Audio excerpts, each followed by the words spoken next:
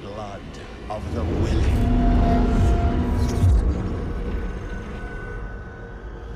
We call thee home. One. The thick gray clouds enshrouded much of the northern side of the mountains. The chill wind cut deep into the flesh of every man in the party, save the slim, cowled figure in the thin, black travel cloak guiding the party. At this level, there were even traces of snow, and especially frost. The frost was very prevalent, giving the forest of firs through which they stalked a death-like sheen. 2 paces behind their guide, Lord Aldrich Jitten drew his own thickly furred cloak tighter. From under the hood of the rich brown and white garment, the red-haired noble narrow eyes, one deep brown and the other ice blue, darted back and forth along the landscape, seeking. His square jaw clenched in impatience. "How much farther, sorcerer?" he muttered, his words accompanied by dense white clouds. "Not much farther at all, my lord," the black-clad figure calmly replied. Unlike the noble and the 5 burly men-at-arms, he strode along the uneven path as if on a pleasant afternoon hike. His voice was surprisingly deep for so thin and studious-sounding a figure, even deeper than Lord Jitten's. He glanced back at the broad-shouldered aristocrat, a man built much like the fighters who served him, revealing glimpses of a head with short-cropped gray hair and an angular face with matching eyes so narrow they made Aldrich seem round. The skin had a darker, slightly yellowish cast to it, almost as if the speaker suffered jaundice. "In fact, I dare say, the first hints will soon manifest themselves.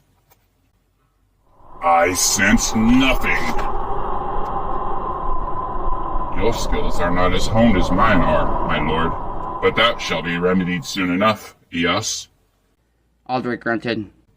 "That's the point of all this, isn't it, sorcerer?" The lead figure turned his gaze forward, leaving the noble only the back of his black hood at which to gaze. "Yes, my lord." They fell to silence again. Behind Aldrich, the 5 servants struggled under heavy packs. In addition to foodstuffs and blankets, they carried pickaxes, huge hammers, and shovels. Each man also wore a sword at his side. As desolate as the forest seemed, there were dangers, especially from night howlers. The huge beastmen were rare to find, not that most were so foolish as to go hunting for them, but when encountered had to be slain quickly. Night howlers thrived on meat, including human flesh. Legend said that they had always not been so monstrous, but no one in the Western Kingdoms cared about such legends. It was the blood-soaked facts that mattered. The only good night howler was a dead one. After all, as Lord Aldrich Jitten could attest, the dead ones at least made for fine, warm cloaks, like the one he wore. Several more minutes passed, and still the noble sensed nothing. He probed for some distance ahead, and only noted the continual emptiness of the mountainous lands. Even for this part of the southeastern Westmarch, the region was desolate. Not at all like the lowlands, where the lush, rich soil and pleasant rainfall made this part of the Western Kingdoms the envy of all other regions of the world. Even the thick fir forest through which they trudged felt sterile, more a ghost than a living thing. Lord Jitten grunted. And this had once been the heart of the ancient Westmarch? This had once been where the vast dominating estates of the sons of Rakkus had loomed over the first beguiling kingdoms of the land? The moldering parchments and crumbling stone slabs through which Aldrich had for months poured and spoken of a much warmer, much more regal land of huge city-sized estates, each of them run by one of the 5 lines descended from the legendary Paladin Lord.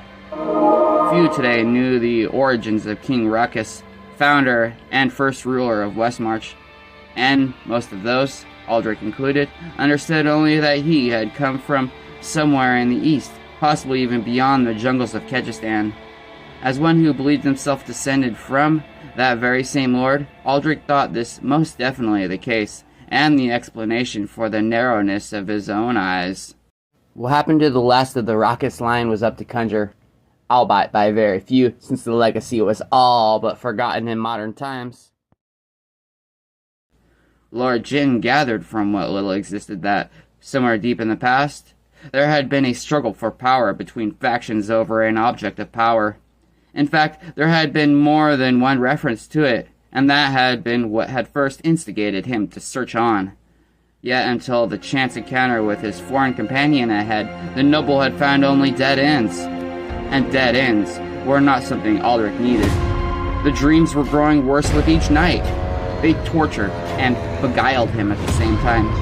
They hinted of enemies seeking his weakness, shadowy figures who had become so very real that Aldrich, despite never having clear faces or intelligible voices, each night the whispering phantoms drew closer to overtaking him, and each night the fear in him swelled greater.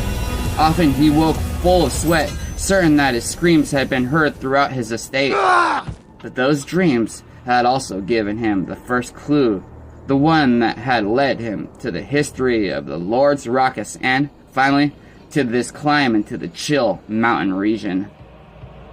Each time Aldrich had nearly taken by faceless horrific enemies, something had saved him.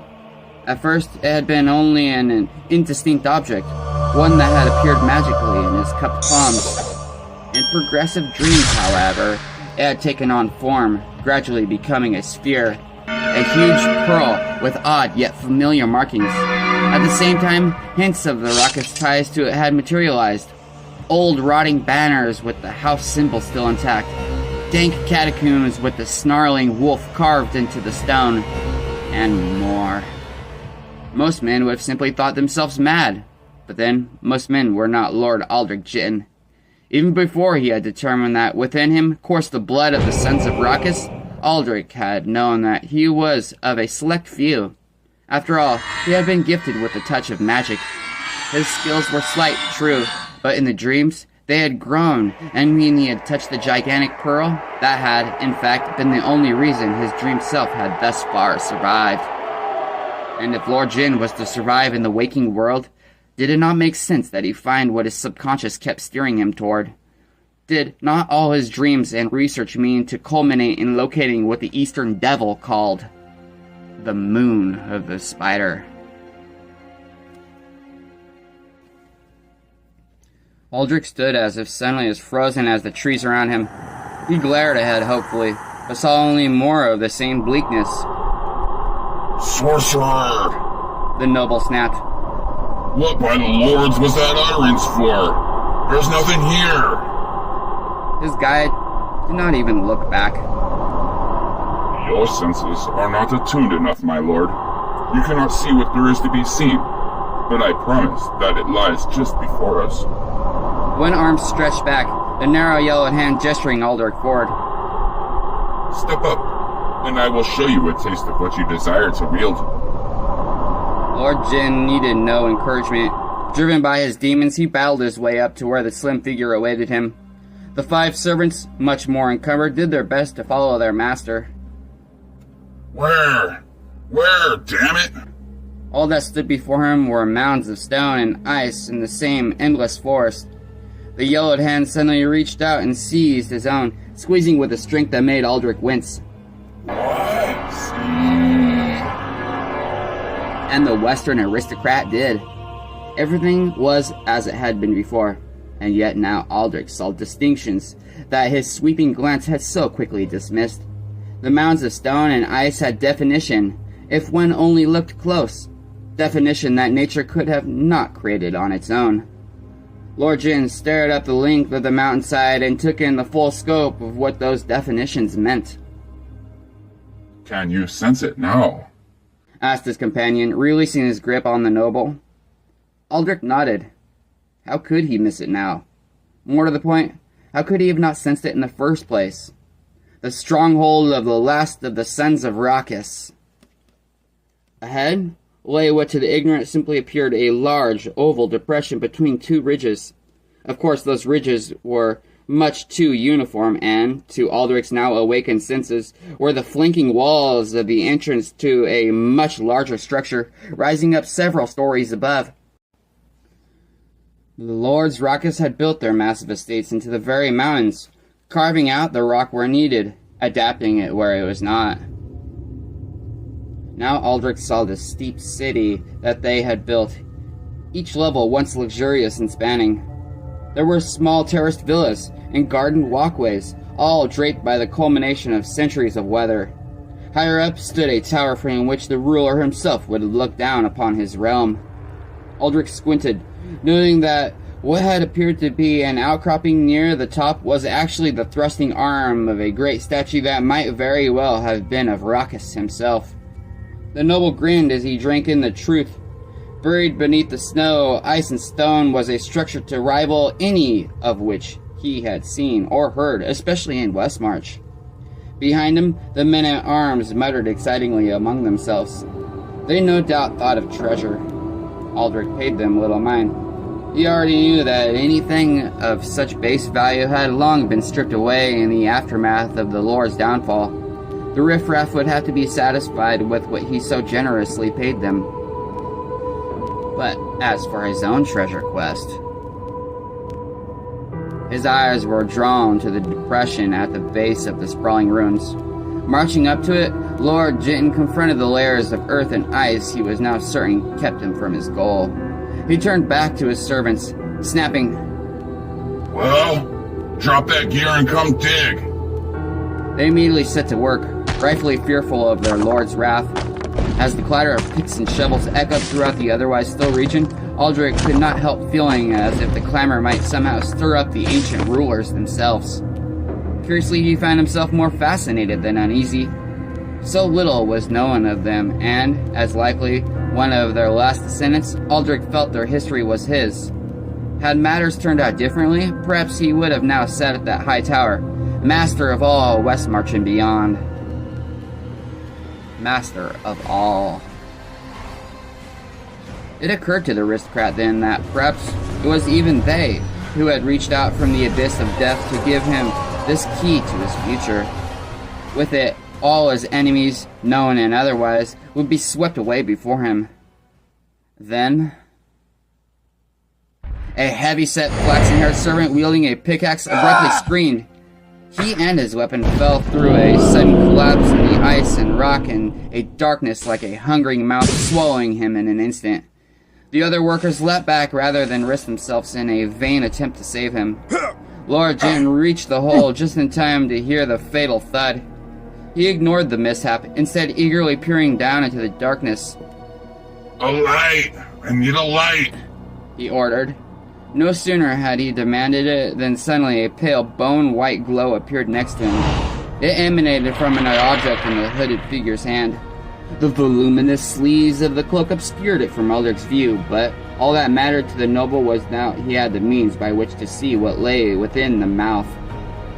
Cracked stone steps turned on a rightward spiral for 2 floors. The hapless worker's broken body lay to the side of the bottom step, his pickaxe just to the edge of the illumination. Shall we descend, my lord? Asked the shredded spellcaster. Lord Jin answered by immediately doing so. The figure next to him chuckled, then followed after. The peculiar illumination wielded by Aldrich's guide cast an eerie presence over the stone chamber as the party descended. In it, savage lupine creatures seemed to leap out from the very walls themselves. More stone gargoyles following the wolf motive of the ancient lords.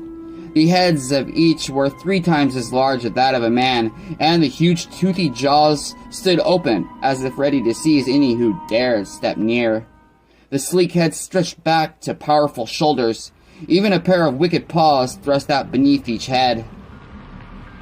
The detail was so remarkable that Lord Jinton could make out the individual hairs on the heads. A sudden urge came to touch one, to see how it felt. But as he took a step closer to the nearest, a sense of foreboding filled him. With a frown, the noble immediately stepped away. His hooded companion moved on ahead, illuminating more of the long chamber. An intake of breath, the first break in the spellcaster's ever calm demeanor, immediately caught Aldrich's complete attention. Yes. What is? He got no further. 4 words escaped him then. A sarcophagus. It was tall and rounded, at least the height of a man, and 3 times that from front to back. It had been built from a substance Aldrich did not recognize. Not stone, for none that he had ever seen, not even the whitest marble, could compare with its sleek, gleaming finish. In fact, as the two drew closer, it shimmered in the pale light, almost as if alive. Pearl. That was what it reminded Aldrich of. Iridescent pearl. It was as if the thing before him had been created from a single, gigantic pearl. No matter where he looked, he could see no construction seam. There was something more curious, though. Aldrich Jitton studied the curvature, the curious markings that, the longer he stared at them, seemed to radiate with light of their own. This is not the sons of Rachis. It should not be here. The other shook his hooded head. No, my lord. It is not of the Wolf Lords. Did you expect it to be? This is Vajari work, you see. And yes, it should be exactly here. The noble waited for further explanation, but none was forthcoming. Unable to contain himself any longer, Aldrich inspected the sarcophagus more closely. As he did, he spied another marking higher up, one at the edge of the light. Sorcerer! His guide shifted, the light now sweeping across the symbol that Aldrich wanted to see. One of the servants gasped at the sight revealed. Stumbling back in surprise, he hesitated directly in front of the great wolf heads. With an ear-splitting roar, the head stretched forth, its mouth opening wide. The jaws enveloped the Spider-Man's head, clamping tight. It bit down. The headless body tumbled to the floor. Immediately, the stone wolf receded to its previous position, then stilled. Its jaws remained shut, but crimson dots now dotted the floor beneath. The remaining three attendants started retreating to the steps, but a fierce look from Lord Jitton drew them forward again. Satisfied of the control over him, he gazed once more in rapt attention at the symbol draping the upper part of the elaborate sarcophagus. Despite forces he could now feel emanating from within, Aldrich did not hesitate to bring his fingers up and trace along the vivid crimson outline that had so frightened his followers. A huge circle, and within it, the stylized shape of a menacing, eight-limbed creature. An arachnid. The sign of the moon of the spider. The noble whispered. Did I not promise? Asked the other. Lord Jitton began seeking some manner by which to open the sarcophagus, but his grasping fingers could still discover no crack, no handle. Are we in time? We are. The more his efforts proved for naught, the more frantic Aldrich's search became. He started banging his fists on the top, striking the spider emblem hard. Finally, he whirled on the servants. Get open! Hurry! With clear reluctance, they came forward with pickaxes. My lord, began the hooded spellcaster. Jitton did not listen. He pointed at the center of the arachnid. There! Strike there! As when the trio laid into the effort, striking with practiced efficiency. Once, twice, thrice, each tool bit into the top of the sarcophagus, almost always pinpointing the spider symbol perfectly, but not one of the strikes so much as marred the surface of the structure.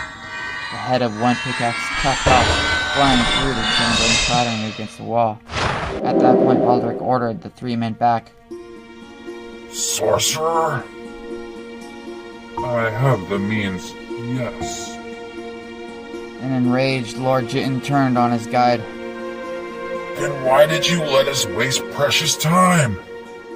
Rather than point out that he had attempted to tell the noble earlier, the spellcaster suggested, Those three would make better use of themselves at the moment, lighting torches.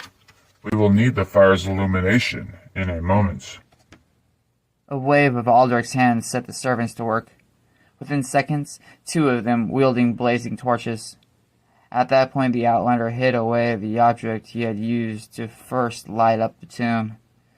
Pushing back his hood, he surveyed with satisfaction the sarcophagus. Make your choice, I await. What a tangled web we weave. Proceed. One hand came up. In the palm, a tiny black crystal glittered. As it is sacrifice. Suddenly, the crystal sprouted tiny legs, 8 in all. To the astonishment of all save its master, it leapt from the palm, landing readily itself a symbol on the sarcophagus. Where the Pixacus had made not even the least penetration, the 8 limbs thrust with utmost ease into various parts of the lid surrounding the center of the crimson image. There was a brief hiss, and the rounded top slid back. Lord Aldrich Jitten did not question where his companion had procured the macabre key. All that mattered was that the way was open. Leaning, he eyed the contents.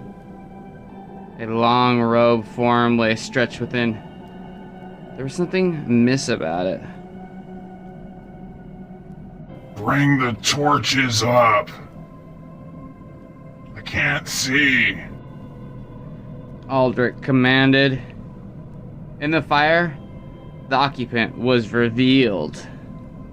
Although he had already expected it not to be the remains of one of the Lord's Raucous, the identity of the entombed figure still startled him. It's one of their own. A Vajeri. The Vajeri were sorcerers whose origin also lay in the east, but they were of a more worldly nature than Aldrich's companion. They had ambitions and desires, and in his life, Lord Jitten had paid some of them for nefarious services. Not all were of such dubious nature, but to Aldrich, the distinction between good and bad Vajeri was negligible. But why waste such effort for the burial of one of their own in this of all places? Why make such a trek here in the first place? Skin still covered the bones of this ancient spellcaster, as did wisps of long gray beard and hair. The familiar orange-colored, wide-shouldered robes called the Turanash, a style hardly changed after centuries, wrapped around the macerated body. Golden runes, supposedly designed to enhance the wearer's power and protect them from harm, lined the garment. A gold breastplate and belt gave some hint of past glory and riches, but such things were of no such interest to the noble. At the mummy's left side lay one of the rune-etched staves generally wielded by those of the order. In the gnarled, gaunt hands resting atop lay the object of Lord Jitten's quest. It was not as large as in his dreams, but it was no less spectacular. The size of an apple, maybe a bit more, but that was it. It resembled a pearl of lunar radiance. A perfectly round moon that somehow made the sarcophagus seem crude and dull. An entire city, nay, all of Westmarch, could surely have been bought with it. Had there been no more to the artifact appearance, perhaps Aldrich would have done just that, for then it would have been otherwise useless to him. As it was, though, even the clawed fingers of the dead Vajeri could not obscure the 8 ebony streaks perfectly crisscrossing the pearl. They were the reasons for its name. The reason he had sought this treasure out. They were the reason it was called the Moon of the Spider. Lord Jitten started to reach for it, but his shadowed companion prevented his hand from rising. Taking from the dead is hardly the work of one of your station, my lord. He suggested to Aldrich, his low tone hinting of something more than the properties of caste. Brow arched, Aldrich snapped his fingers at the nearest manservant. Rolf, retrieve that for me. Rolf grimaced, then bowed his head. Handing his torch to one of the others, he strode up to the sarcophagus. With a grunt, he reached two beefy hands toward his master's prize. His fingers grazed those of the cloaked cadaver. Rolf howled. A fiery aura spread forth from the Vajera's corpse to manservant and then back again. The transformation took place in less than a blink of an eye. The very life essence was sucked from Rolf as Lord Jittin might have sucked the juice from a piece of orange. The manservant's skin shriveled and his eyes sank into their sockets. His burly form melted into a wrinkled skeleton. He tried to the very end to pull free, but could not.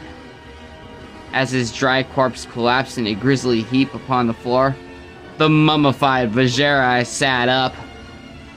His skin was still dry and cracked, but there was some flesh beneath it now. The ghoulish visage shifted, yellow teeth suddenly barred and the lids opening to reveal not eyes, but a sickly yellow pus. A sound arose from the empty throat, and in that same moment, Aldrich sensed powerful magical forces arising. Something surrounded by a pale glow flew from the direction of the noble spellcaster.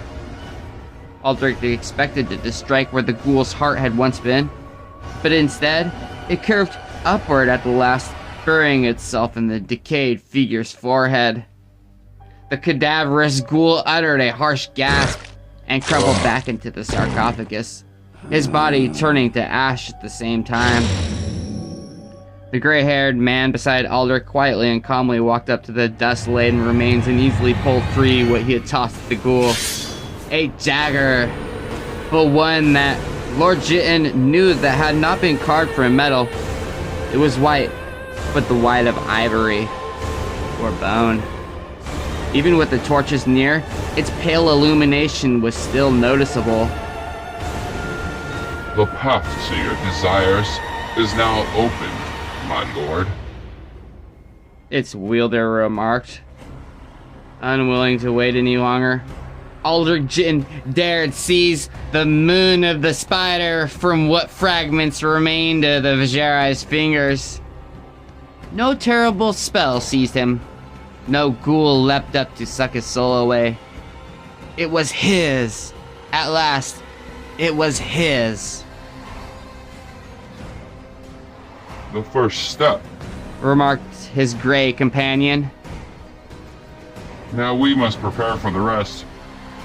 You do recall that, do you not, my lord? I recall very well, Caribitis. Aldrich murmured, using the other's name for the first time in days. He stroked the artifact as if it were a lever, tracing it as he had the sarcophagus, the lines from which it drew its name. Caribitis began removing his travel cloak. In the same calm, studious tone he ever used, he said, Then, we must begin now. Time is of the essence. And, as his cloak slipped to the floor, Caribitis' own garments were better revealed. Utter black, save for a curious trio of bands across the upper chest and another that stretched down the midsection. One shoulder also bore a jutting protective cover, which on close inspection an onlooker would have realized was the skull of a horned and fanged creature that could have never walked the mortal plane in life. It and the bands were all the same in color, bone white. Much of what the gray-eyed spellcaster wore resembled armor of a reptilian look, with ridges and scales. Despite that, when Caribitis moved, his garments flowed as if silk, and he made no sound whatsoever. His leather boots rose above the knee and melded perfectly with the rest of his armor. And, at his waist, he carried the dagger which had so readily slain the undead Vajera. It still glowed, pulsating, as if with a life of its own. The blade had a serpentine shape, coiling back and forth before ending in a pin-sharp point. Upon its hilt was the one symbol to mark Caribitis' identity with any certainty. An almost invisible image seared into the handle. It was the tiny icon of a serpentine creature over whom hung a pair of weighing scales. Though some might have readily recognized the beast as a dragon, only the rare outsider would know why the scales were set so. The dragon was known as Tragao, he who is the fulcrum of the balance. Tragao was as near to a god as Caribitis had, as any of his kind had. Tragao who watched over the followers of Rathma, the necromancers.